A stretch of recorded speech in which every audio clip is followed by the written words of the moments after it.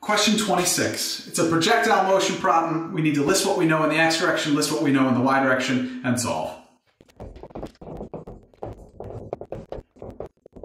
In the x direction, we know the displacement is 3 meters. In the y direction, we know the initial velocity, which is 0 because it's initially moving horizontally.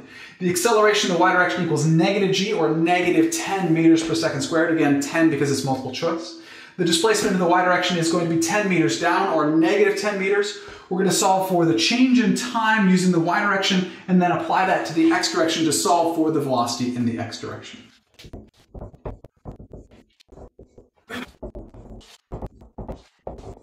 In the y direction, we can use our uniformly accelerated motion equation. The displacement in the y direction equals the initial velocity in the y direction times the change in time plus 1/2 times the acceleration in the y direction times the change in time squared.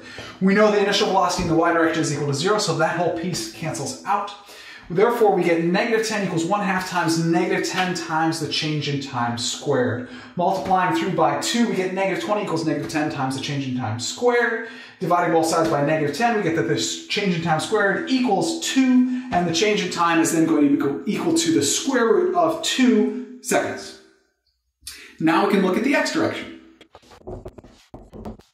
The velocity in the x direction is constant because there's no acceleration in the x direction in projectile motion. Therefore, the velocity in the x direction equals the change in position over the change in time. The change in position in the x direction we already got to be 3 meters, or was given as 3 meters. So the velocity in the x direction ends up being 3 divided by the square root of 2 meters per second. The correct answer is C.